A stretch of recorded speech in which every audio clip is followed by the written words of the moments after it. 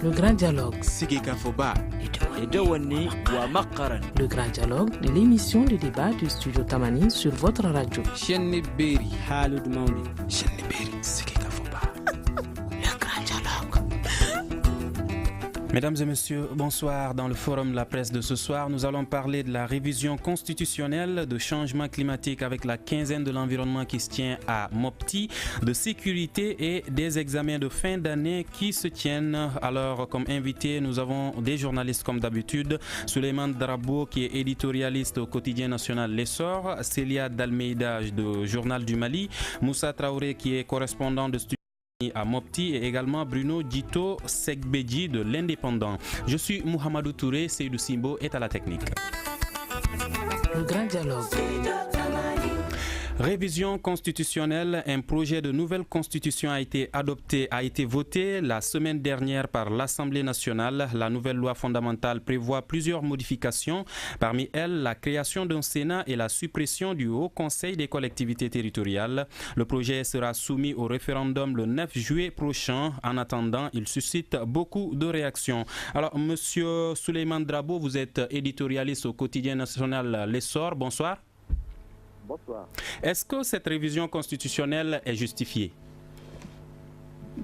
Oui, mais il faut rappeler que c'est le troisième essai de révision constitutionnelle que l'on fait.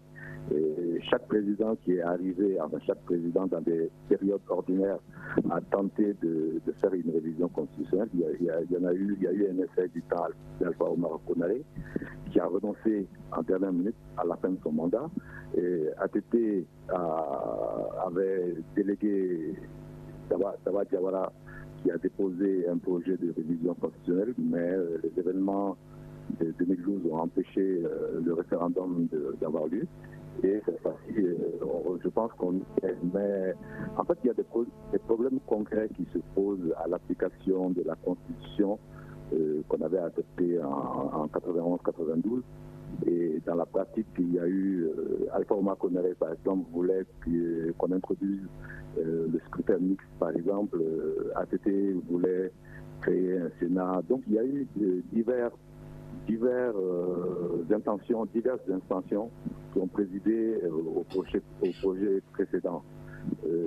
Pour la révision actuelle, je crois que le premier motif, c'est quand même l'accord de paix qui a été signé et qui prévoit notamment la création d'un Sénat et des modifications dans l'organisation territoriale du pays. Et donc, cette raison étant donnée, il y a d'autres modifications qui ont été mises, comme la fin du nomadisme et puis d'autres, la création de la Cour des comptes, compte tenu des textes de l'UEMOA. Donc, il y a un certain nombre d'innovations qui ont été introduites en même temps que ce qui était prévu dans l'accord de paix. Célia Dalmeida, vous êtes journaliste au Journal du Mali. Bonsoir. Bonsoir. Alors, est-ce que vous pensez que cette révision est justifiée? Je vais aller sur la même lancée que le doyen Drabo en disant que justifié, je ne sais pas. En tout cas, il était prévu dans l'accord de paix puisque justement, en le signant, le Mali s'était engagé à un certain nombre de dispositions qui, pour les mettre en œuvre, avaient besoin d'une révision constitutionnelle. Donc, pour vous répondre, oui. Peut-être à travers l'accord de paix. Autre justification, je ne saurais vous répondre. Alors Bruno, est-ce que vous pensez qu'aujourd'hui il y a une nécessité de réviser cette constitution? Apparemment, il y a une nécessité, mais c'est la question de l'opportunité, du timing qui se pose. Parce que, comme le précédent Drabo le disait, il y a eu déjà des tentatives de révision. Et la classe politique a reconnu qu'il y a un certain nombre d'insuffisances. Ensuite, la signature de l'accord l'impose, plus ou moins, parce qu'il y a la création du Sénat. Et il faut y aller. On ne peut pas créer ce Sénat-là sans réviser la Constitution.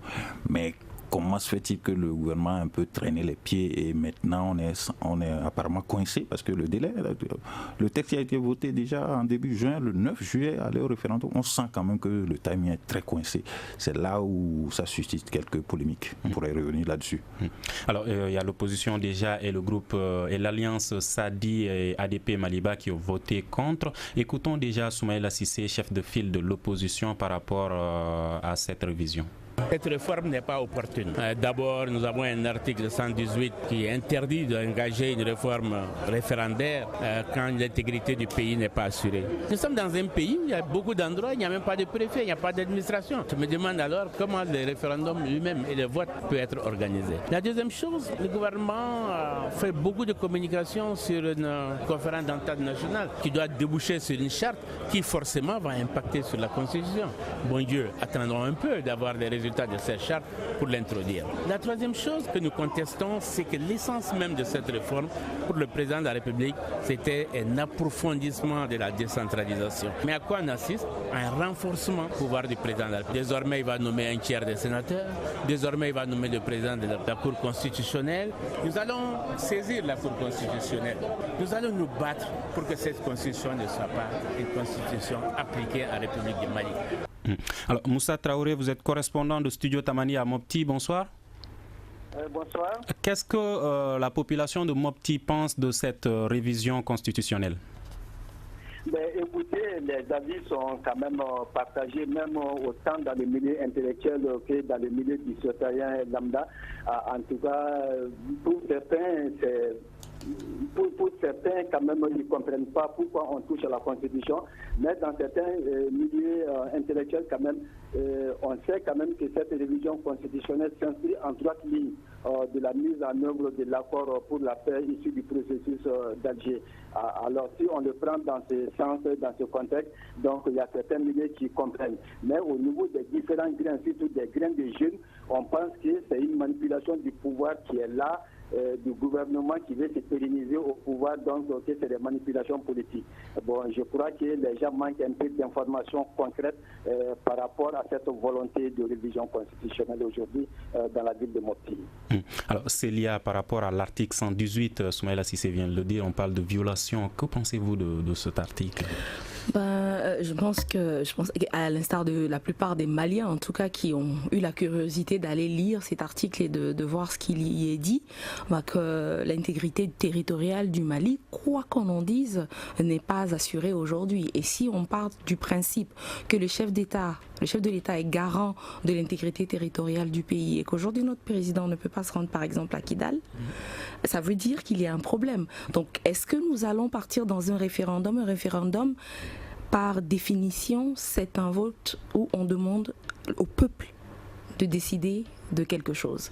Et là, encore, c'est sur la loi fondamentale du pays. C'est le texte qui régit notre nation.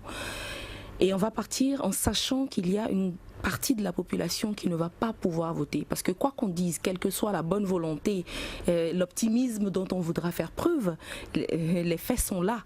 Dans la région de Mopti, dans tout le centre d'ailleurs, dans les régions du nord, Tombouctou, Gao, Kidal, pour ne pas citer d'autres, on sait que les populations ne pourront pas aller voter. Soumaïla Cissé l'a dit tout à l'heure, mais ce n'est pas une question de parole d'opposants, c'est un fait.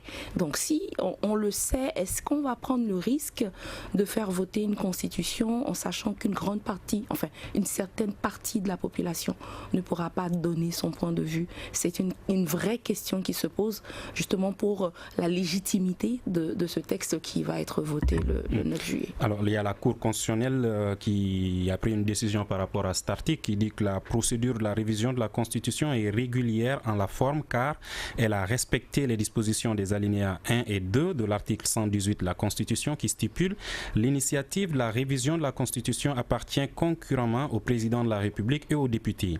Cependant, le projet ou la proposition de révision doit être votée par l'Assemblée nationale à la majorité des 2/3 de ses membres. Tout ça a été respecté.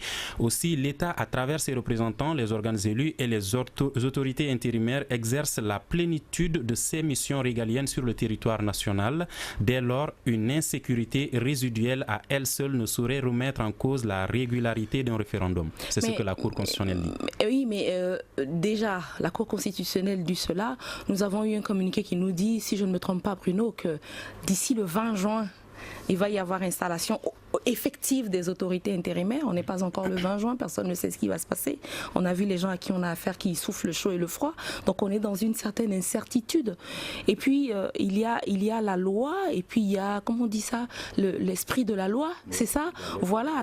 Et donc il y a ce que disent les textes, mais il y a la réalité du terrain. Et cette réalité du terrain, personne au Mali aujourd'hui ne peut dire qu'il l'ignore.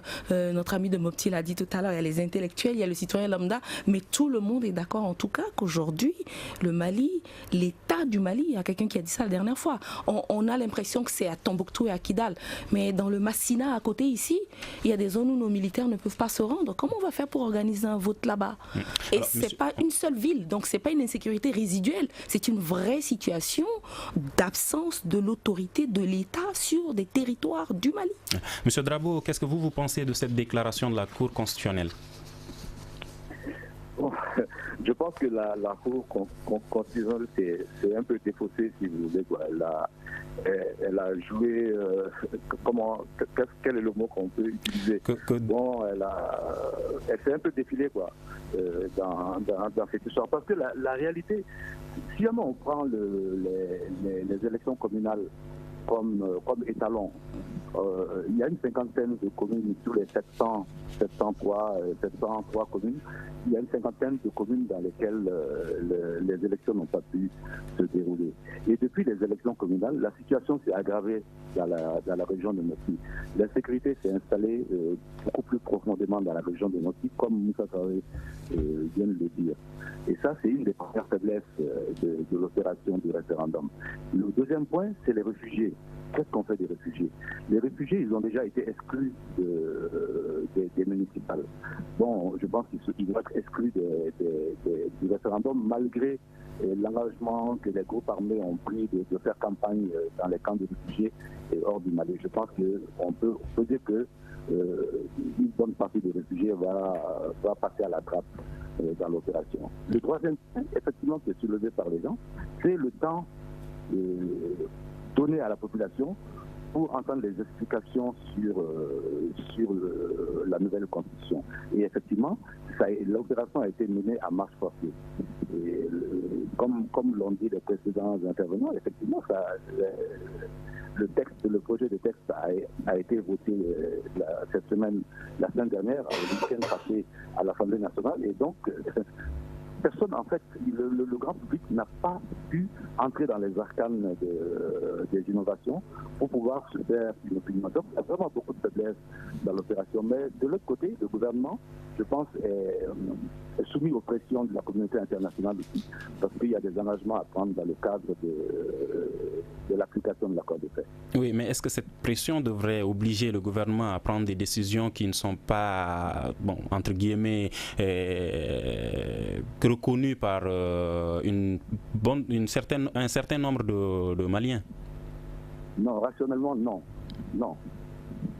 Ok. Alors, Monsieur Bruno, il y a des réactions qui se multiplient autour de ce projet de révision de la Constitution. Il y a des manifestations qui ont été organisées cette semaine et empêchées par les forces de l'ordre. Que pensez-vous de cela?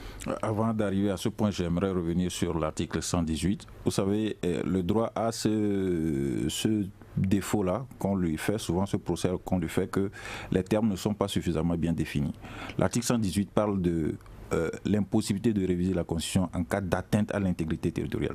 Maintenant, c'est du juridisme. Chacun veut savoir qu'est-ce que ça veut dire, l'atteinte à l'intégrité territoriale. Et dans le contexte malien, la plupart des juristes s'accordent à dire que le territoire malien n'est plus intègre, si on veut parler de façon simple. Parce que dès que l'autorité politique ne peut pas mettre pied, le gouvernement, les ministres ne peuvent pas arriver à certains points, l'intégrité est un peu altérée.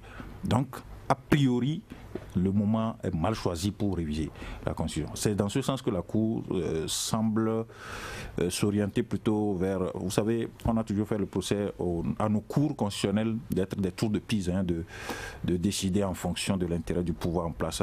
La décision qui va dans le sens de l'autorité en place. Donc la Cour cherche des arguments par ce que vous avez lu pour dire que rien n'empêche cette révision, mais il faut reconnaître que sur la pratique, comme Céline l'a dit, Voir comment la campagne va se faire, comment les autorités iront à Kidal et autres. Pourquoi empêcher les gens de manifester? Oui, empêcher les gens de manifester, c'est là où c'est à déplorer suffisamment, parce qu'il faut au moins laisser les gens s'exprimer. La campagne et puis le résultat du scrutin décidera si c'est le oui qui l'a emporté ou c'est le non. Mais en attendant, si des gens ont des appréhensions, moi je condamne. C'est une entorse à la liberté d'expression, à la liberté de manifester, que la police envahisse les coins pour empêcher les gens de bouger. Qu'on les laisse, qu'on les protège, qu'ils circulent, qu'ils s'expriment pour dire. Et maintenant, ceux qui sont pour, ceux qui défendent, le lendemain ou un autre jour aussi peuvent sortir. Donc ça permettra à chacun de s'édifier, de savoir où on va, quel est l'intérêt du peuple, et ça prépare déjà pour la campagne. Donc ce n'est pas bien que le pouvoir public déploie la police pour empêcher les gens de manifester. Alors, Moussa Traoré, est-ce qu'on ne peut pas dire que le gouvernement également, c'est à cause du gouvernement également que ces manifestations, ces réactions se multiplient, quand on voit que le projet, c'est vrai qu'il y a un processus à suivre, mais le projet, les Maliens ne l'ont toujours pas, et qu'on a vu qu'il y a même sur les réseaux sociaux l'ancien projet ou le projet qui n'a pas été validé par l'Assemblée nationale qui circulait sur les réseaux sociaux. Est-ce qu'on ne peut pas dire que c'est le fait que le peuple malien n'a pas ce projet qui suscite également beaucoup de réactions? Monsieur Traoré? Alors, adressons la question à Célia. Alors. Moi, écoutez, je pense que oui, parce que malheureusement, et ça je crois que c'est là où le bas blesse dans cette histoire, dans cette gouvernance depuis qu'elle a commencé, c'est la communication. On l'a dit sous tous les tons et malheureusement les choses ne s'améliorent pas beaucoup. Un texte comme celui-là, surtout que l'on sait que le temps pour le faire... à moins qu'on ne veuille pas que la population s'en approprie. Je ne veux pas faire de procès d'intention, mais ça ressemble à cela. Parce que si on est aujourd'hui, 9 juin 2017, nous sommes à un mois, jour pour jour.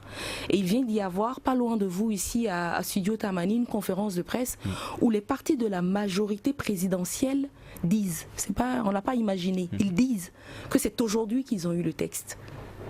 Alors imaginez le vendeur de viande qui ne parle pas français, qui ne saura même pas lire cette version-là, à qui il faudra le traduire. Quand les gens font circuler une version qui est déjà ancienne, mais c'est parce qu'ils ont besoin d'informations. Ils sont en train de la chercher. Comme vous le dites sur les réseaux sociaux, ça fait une semaine que tout le monde poste, mais qui a le texte? Qui a le texte? Qui a le texte? Nous les journalistes, nous l'avons cherché en vain. On a tout fait pour l'avoir et heureusement qu'aujourd'hui, il y a des copies qui sont disponibles. Mais j'espère, je prie pour que le gouvernement n'attende pas le moment de la campagne pour expliquer le texte. Parce que si c'est en une semaine qu'on va expliquer une loi fondamentale à une population de 17 millions d'habitants, je pense qu'il y a un problème. Parce que ce n'est pas seulement les gens qui vont aller voter, ce n'est pas eux qu'il faut expliquer, c'est à tout le peuple. Même ceux qui... Nos enfants, ce texte les engage. Donc quelque part, ceux qui ont la capacité de comprendre, il faut qu'ils puissent comprendre aussi. Donc il faut vraiment que ce travail commence le plus tôt possible. Aujourd'hui, on est déjà en retard d'ailleurs. Il devait commencer hier. Alors le projet a déjà été voté. Maintenant, l'autre question qui se pose, c'est est-ce que le référendum pourra se tenir sur toute l'étendue du territoire le 9 juillet? Alors écoutons Monsieur le ministre Tapo par rapport à cette question. Je comprends que sous votre question, vous faites référence aux questions relatives à l'insécurité. Mais cela ne peut pas nous empêcher, ne devrait pas nous empêcher. Nous avons tenu les élections municipales il y a juste quelques mois dans les mêmes conditions. Nous ferons en sorte que les régions du Nord et celles du Centre puissent être sécurisées par nos forces et avec l'aide des partenaires, afin que cette consultation référendaire, en tout cas, soit partagée par le plus grand nombre de Maliens. On parle de l'insécurité, mais une des solutions pour qu'il y ait moins d'insécurité, c'est que l'accord de paix soit mis en œuvre. Et pour que sa mise en œuvre soit complète, nous sommes obligés de passer par le référendum. Est-ce à dire que les dispositions sécuritaires ont été prises pour que les élections se déroulent dans de bonnes conditions? Le ministre de la Sécurité intérieure et le ministre de la Défense travaillent à cela et pourront s'exprimer le moment venu plus efficacement et avec plus de compétences que moi. C'est plutôt Tieman Hubert Koulibaly. Alors, monsieur Drabo, que pensez-vous de cette déclaration de Tieman Hubert Koulibaly? Bon, je crois que Clément il fait son travail. Donc, il essaye de rassurer les gens. Mais dans la pratique, dans ce qu'on vit au quotidien, et je crois que Moussa Traoré à Mopti pourra nous le confirmer, cette région où la situation est de pire en pire. Donc, dans la pratique, il est douteux qu'on puisse tenir les élections, ce référendum constitutionnel sur toute l'étendue du territoire national. Franchement, il n'y a pas un observateur raisonnable qui peut vous dire aujourd'hui que ça va se faire. Alors, Monsieur Bruno. Oui, d'abord, moi j'insiste là-dessus, la procédure péchée par son retard. Parce que ce n'est pas toute loi, ce n'est pas une loi ordinaire, c'est réviser la Constitution qui est le contrat social de ce pays-là, la Constitution de 92. Il devrait avoir plus de temps d'expliquer, même si, comme le ministre Thiéma l'a dit, même si l'autorité de l'État se réapproprie tout le territoire à partir du 20 juin, on est sûr qu'il y aura des séquelles de tout ce qu'il y a comme attaque, tous ceux qui prônent la charia, tous ceux qui se sont attaqués aux écoles dans Yuarou, dans Tenenkou. Je veux bien voir quel ministre va y mettre pied le lendemain de l'établissement de l'autorité des FAMA pour dire venez voter un texte que les gens à l'approche des djihadistes vont assimiler à un apport de l'Occident. Et donc, le risque est là. Je ne sais pas pourquoi la gouvernance a traîné. Pas pour arriver à l'accord. On se retrouve dans une situation où c'est un serpent qui se mord la queue. On dit c'est l'accord qui impose plus ou moins cette révision constitutionnelle. Et c'est cette révision constitutionnelle qui fera venir la paix. Or, en même temps, le territoire n'est pas contrôlé totalement par le pays. Si la procédure avait été enclenchée plus tôt, avec l'accord même signé plus tôt, ça remet en cause même depuis l'installation du président à Koulouba que toutes les tergiversations qu'il y a eu, que l'opposition a soulevées. À bon droit, on se rend compte aujourd'hui. Parce que le président a dit on ne négociera pas. Finalement, les négociations ont dû avoir lieu. Si ça avait été fait plus tôt, l'accord avait été signé plus tôt, on ne serait pas coincé. C'est aujourd'hui, je parie, je défie, il y a des ministres qui n'ont pas le texte. Des ministres, membres du gouvernement qui n'ont pas le texte aujourd'hui. Alors là, c'est compliqué. Oui. Vous écoutez Studio Tamani, votre avis nous intéresse. Écrivez vos commentaires et suggestions sur la page Facebook et dialoguez avec nous. Studio Tamani, c'est aussi les réseaux sociaux. Mesdames et messieurs, avec nous dans le studio, Souleymane Drabo, éditorialiste plutôt au téléphone, Célia Dalmeida, Journal du Mali, Moussa Traoré, correspondant de Studio Tamani à Mopti, et Bruno Dito Sekbeji de l'Indépendant pour parler de la révision constitutionnelle, de changement climatique, de la sécurité et des examens de fin d'année. C'est le forum de la presse. Alors nous allons parler de sécurité. Quand on voit que la dernière attaque c'était à Kidal, il y a eu 3 casques bleus qui sont morts, il y a eu 8 blessés et on annonce également la création de cette force du G5 Sahel. Est-ce que réellement la situation s'améliore, Célia Dalmeida? Inch'Allah. Oui, la situation peut s'améliorer si les actes qui sont posés portent des fruits. L'annonce de la force du G5 Sahel qui avait été justement faite il y a plusieurs mois déjà, il a été un peu plus concrète au mois de février dernier lors du sommet des chefs d'État ici à Bamako et le mandat endossé par l'Union africaine en mars. Je pense qu'il y a un processus qui est né d'une volonté des chefs d'État, quelque part, de se réapproprier cette question de sécurisation des territoires du Sahel. D'accord? Donc les 5 pays membres, Burkina Faso, Mali, Niger, Mauritanie et Tchad. Maintenant, moi j'avais l'espoir d'une force authentiquement africaine. Vous comprenez ce que je veux dire? Avec des forces africaines, formées à la manière africaine, je veux dire, je pêche peut-être par optimisme ou par idéalisme, avec des fonds africains. Mais est-ce que l'Afrique a les moyens? Mais nous avons les moyens. Les moyens se trouvent.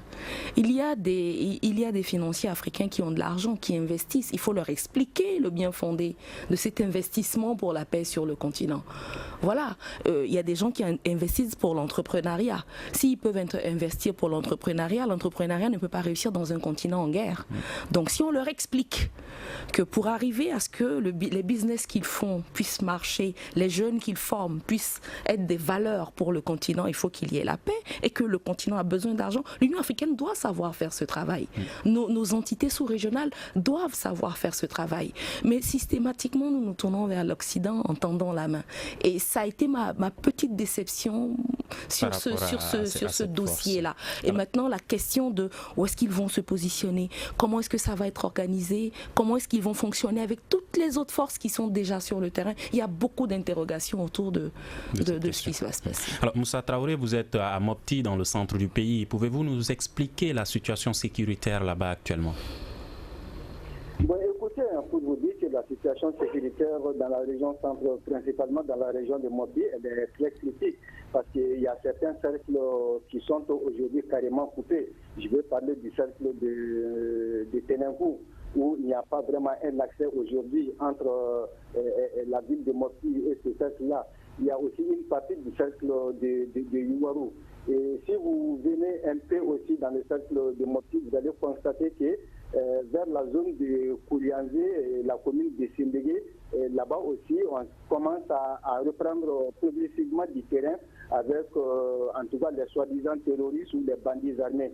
Donc, c'est pour vous dire qu'une bonne partie de la région de Mopti aujourd'hui est dans une situation d'insécurité quasiment totale.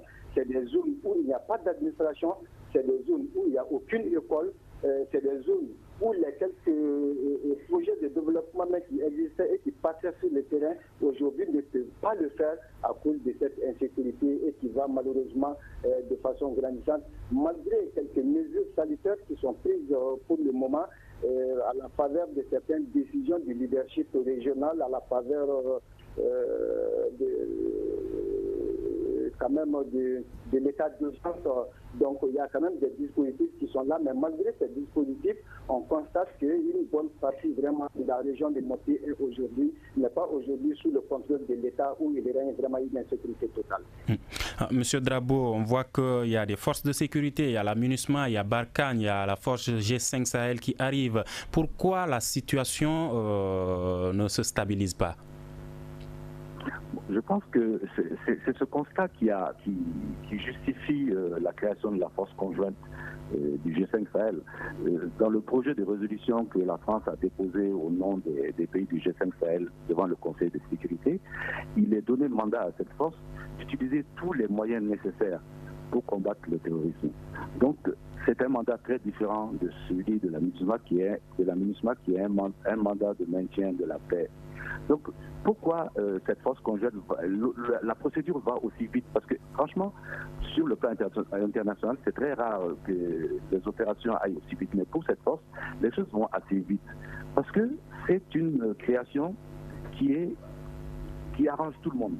Ça arrange les pays du G5 Sahel qui ont envie de retrouver la maîtrise de leur propre sécurité et qui ont envie de bouter le terrorisme hors de leurs frontières. Ça arrange les Français qui veulent éviter de s'enliser dans le Sahel. Ils ne veulent pas que Barkhane reste ici pour des années et des années aussi. Donc la force conjointe, c'est une porte de sortie pour eux. Et sur le terrain déjà, il y a eu quelques essais. Il y a eu l'opération Panga qui a réuni Barkhane et les pays du G3 du Sahel, c'est-à-dire le Mali, le Niger et le Burkina Faso, qui ont tenté une opération. Ils ont testé une coordination possible des forces, et ils ont vu que dans la pratique, ça allait marcher. Et maintenant, on annonce qu'il y a un sommet du G5 ici en début juillet, un sommet auquel va participer le président Macron aussi. Donc, franchement, les choses vont assez vite, et nous avons tous intérêt à ce que ça aille très vite, parce que si vous prenez l'exemple de Boko Haram entre le Tchad, le Nigeria et le Cameroun, c'est lorsque les armées africaines sont entrées en action, se sont unis pour attaquer Boko Haram dans ces zones, qu'on a assisté à un refus relatif pour l'instant, mais un refus quand même de ces forces djihadistes.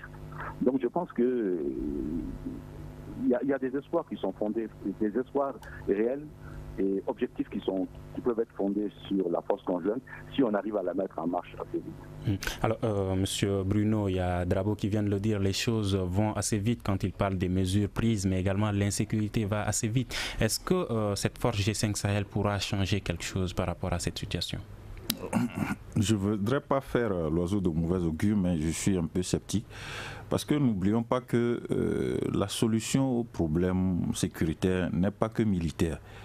Et on a comme l'impression que on a beau se militariser, se faire renforcer par la force du G5 Sahel, il y avait Barkhane, il y a MINUSMA, mais c'est cette guerre asymétrique, des gens qui viennent de n'importe où, qui sont en moto, qui replient dans les forêts. Vous pensez que sincèrement la présence militaire renforcée pourrait, il suffit qu'il y ait un manque de vigilance, ces gens-là vont attaquer, qui sont au marché, qui sont simplement au marché, qui portent des... Donc je crois que moi je suggère qu'on explore la voie de tendre la perche aux djihadistes, enfin aux terroristes maliens, comme certaines voix se sont élevées pour le demander, quand bien même on sent que l'Occident ou bien la communauté internationale ou bien la France s'est opposée à cela.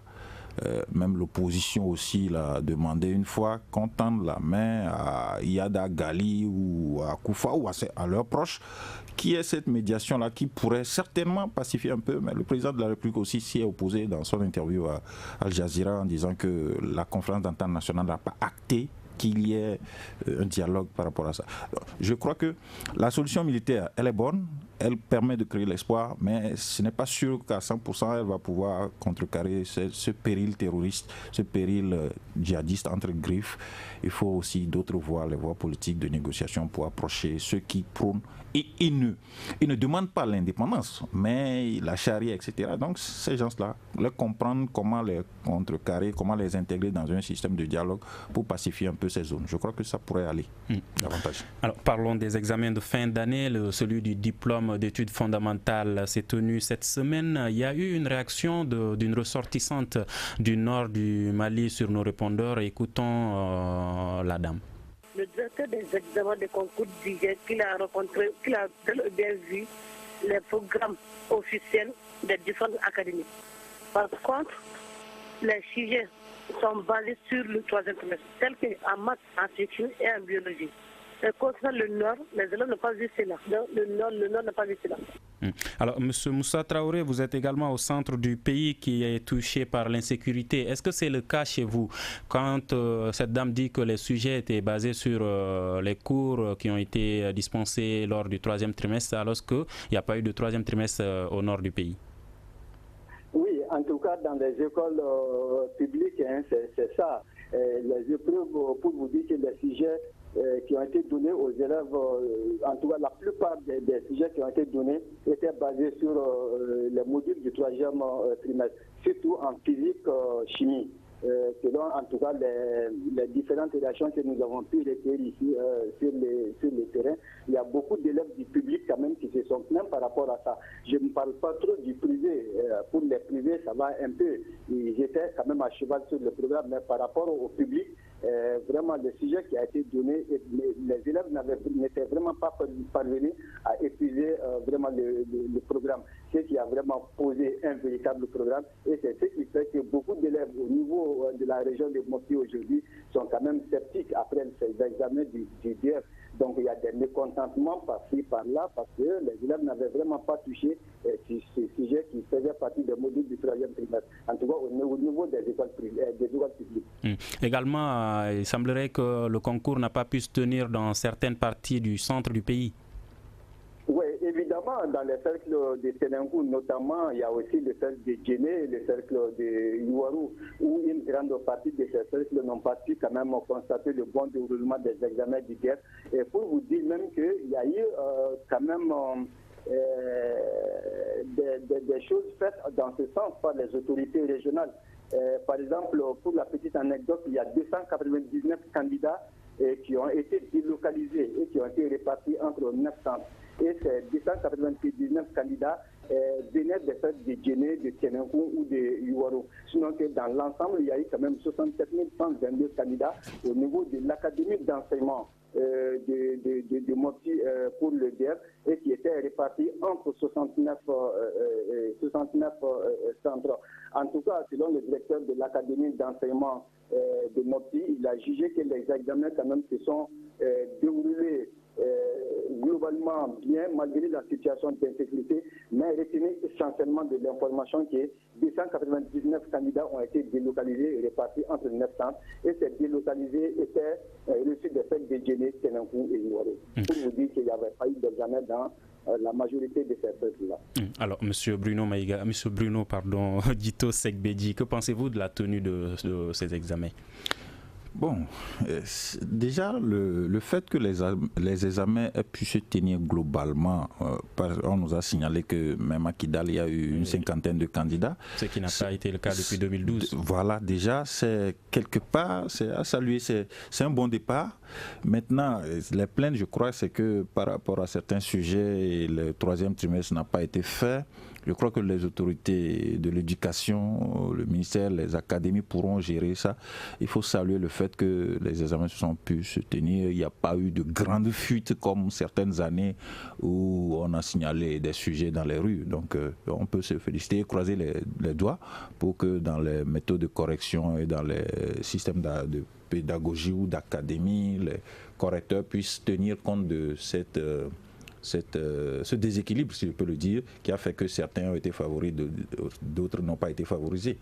Voilà. Alors, M. Drabo, pensez-vous que cela sera pris en compte quand M. Traoré dit que les élèves sont sceptiques parce que les cours qu'ils n'ont pas vus, les sujets importés sur ces cours-là? Oui, moi je suis d'accord avec Bruno qu'un grand effort a été déployé par l'État pour tenir les examens, et même jusqu'à Kidal. Et M. Traoré a parlé des 700 candidats qui ont été délocalisés. Donc ça, c'est un effort certain des pouvoirs publics pour que, même dans des conditions qui ne sont pas idéales, qu'un maximum d'élèves puissent passer les examens. Mais moi, ce que je relève ici, c'est qu'il y a un déséquilibre qui s'opère entre les écoles privées et les écoles publiques. Ouais. Cette année, ce déséquilibre est flagrant au niveau, parce que la grande majorité des écoles privées a effectivement une année scolaire normale, alors que la grande majorité des élèves qui sont dans le système public ont connu une scolarité vraiment perturbée. C'est le moindre des qualificatifs qu'on peut utiliser. Donc il y a un déséquilibre qui s'opère entre le public et le privé. Et ça, c'est un déséquilibre dommageable sur lequel on devrait se pencher. Et même si dans la correction des examens, comme semblent le suggérer les collègues, il y a une certaine mansuétude qui est accordée aux gens qui n'avaient pas reçu les leçons sur lesquelles les épreuves ont porté, les leçons du troisième trimestre. Je veux dire que le mal est fait, c'est-à-dire que le niveau de ces candidats laissera à désirer, même s'ils passent en définitive au DF. Alors, est-ce que, ouvrons juste une petite parenthèse, est-ce que si les examens se sont tenus à Kidal, peut-on penser que le référendum également pourra se tenir à Kidal? Même avec la déclaration du porte-parole de la CMA qui dit qu'ils ne sont pas d'accord avec ce projet de révision et qu'ils empêcheront la tenue de ce référendum. Monsieur Drabo. Bon, oui, bon, les frères de la CMA, comme le vocabulaire officiel veut qu'on les appelle, les frères de la CMA, ils ont toujours un double langage, ils pratiquent un double langage. C'est-à-dire qu'au sortir de leur rencontre avec le ministre des Droits de l'Homme, ils semblaient globalement d'accord avec l'opération du référendum, sous réserve, disait-il, de consulter le texte pour voir s'il était conforme à ce qui était contenu dans l'accord de paix. Et on a l'habitude avec la CEMA que la CEMA souffle le chaud et le froid. Et pour cette opération, il aurait été étonnant que la CEMA ne dise pas une chose et son contraire par la suite. Mais moi, ce que je veux croire, c'est que toute la médiation internationale a haussé le ton ces derniers temps pour que le processus de l'accord de paix soit suivi avec un minimum de sérieux enfin. Et une promesse a été faite que le 20 juin, le gouverneur et les autorités intérimaires pourraient commencer à travailler à Kidal. Et donc nous, on est là, on attend. Encore une fois, en espérant que cette fois, ce sera la bonne. Alors, nous allons profiter de 5 minutes qui nous restent pour parler de changement climatique. La planète est touchée par ce phénomène. Le Mali ne fait pas exception. Les mesures de lutte se multiplient. Parmi elles, la quinzaine de l'environnement qui se tient actuellement à Mopti. Écoutons un autre correspondant de Studio Tamani, Bokoum, qui va nous faire le point sur le premier bilan déjà, le bilan actuel de la quinzaine de l'environnement. Alors, avant le lancement, il y avait beaucoup d'activités qui devraient avoir lieu, notamment dans le domaine de la communication. Bien sûr, à Mopti, il y a eu une conférence de presse, mais je vous avoue qu'en dehors de cette conférence, jusqu'à la veille de l'événement, aucune activité de communication n'a été posée au niveau des Mopti, au niveau local. Surtout en sachant que l'événement se passe à Mopti et la majeure partie des activités, c'est dans la commune de Mopti et d'autres villes de la région. Donc, ce qui a un peu joué sur l'organisation, parce qu'on s'est rencontré à un bicéphalisme au niveau des deux commissions d'organisation, notamment la commission d'organisation régionale et la commission d'organisation nationale, qui ne parlaient pas apparemment le langage, qui n'étaient pas au même niveau d'information apparemment. Donc ça a un peu joué sur l'organisation de cette acte. Ce problème a même répercuté sur les médias qui sont venus de Bamako d'ailleurs, parce que la population ne se sent pas trop concernée parce que l'information n'a pas du tout passé. Alors, M. Traoré, vous êtes également à Mopti. Partagez-vous cet avis de Bokoum? Oui, tout à fait. Moi, j'irais même loin en disant qu'il faudrait que pour les futures activités qui arrivent aussi, c'est délocalisé au niveau régional, que Bamako arrête de faire ce qu'on peut considérer et appeler comme étant de l'ingérence. C'est vrai, parce que à première vue, quand on constate ce qui s'est déroulé ici à Mopti, on a juste l'impression que les organisateurs, ils étaient quand même, ce qui les préoccupait, c'était l'ouverture, c'était de recevoir le président de l'Assemblée nationale, Ishaka Sidibé, c'était la première dame qui était annoncée. En tout cas, les autorités au niveau national qui devraient être là, Mopti, c'était de la recevoir et réussir en quelque sorte cette mobilisation populaire autour d'un lancement. Bon, moi je dirais qu'un tel événement, ça doit aller au-delà. Techniquement, ça doit aller au-delà. Aujourd'hui, les activités qui sont en train d'être menées aujourd'hui à Mopti, je vous avoue que même cet après-midi, je viens de quitter une conférence, mais cette conférence, elle ne regroupe que des techniciens. C'est des techniciens qui se voient entre eux. Donc c'est pour vous dire que normalement, moi je verrais la portée de la chose au niveau des populations. Quand on prend Mopti aujourd'hui, quand on prend le delta intérieur du Niger aujourd'hui, qui parle du delta intérieur, tu ne peux pas dissocier le fait de Sénangou, tu ne peux pas dissocier le fait de Iwaro. Alors tous ces pays-là ne sont pas aujourd'hui touchés par les activités de cette quinzaine de l'environnement à cause d'abord de l'insécurité. Et pour répondre, la concert qui disait un moment qu'il y a problème réellement au niveau de la diffusion et de la dissémination de l'information. Chaque mission qui arrive aujourd'hui à Mopti s'arrête au niveau régional. Il ne se rend pas au niveau des services, soi-disant qu'il y a de l'insécurité là-bas. On envoie de la correspondance à ces gens-là et on leur dit de rallier la capitale régionale. Donc ça, c'est des comportements. Quand on veut que les choses réussissent, il faudrait d'ores et déjà que tout cela, qu'on essaie de les revoir et que Bamako arrête vraiment de faire de l'ingérence dans ce qui peut être considéré comme l'organisation des activités délocalisées. Ok, dernier mot à M. Drabo, juste en quelques secondes. Quand on voit, est-ce que la meilleure façon de lutter contre un problème n'est pas d'impliquer tout un chacun? Et là, quand on voit que le problème de communication fait défaut, comme nos confrères l'ont dit, que pensez-vous de cela?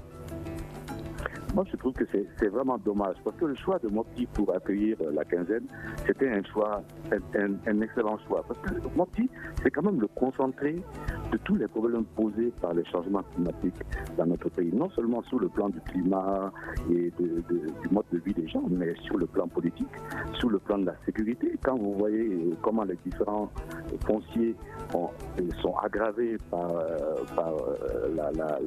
les changements climatiques et comment ces différents fonciers dégénèrent en conflit communautaire.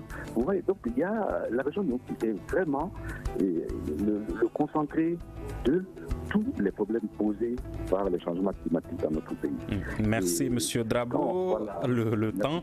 Alors c'est ce qui met fin au forum de la presse de ce soir. Présentation Mohamedou Touré, les invités Souleymane Drabo, éditorialiste, Célia Dalmeida de Journal du Mali, Moussa Traoré, correspondant de Studio Tamani à Mopti, Bruno Dito Segbedi de l'Indépendant, à la technique Seydou Simbo, et régie vidéo a été assurée par Gagné Kanté. Merci et à lundi prochain. Le grand dialogue. Le grand dialogue de l'émission de débat du Studio Tamani sur votre radio. Le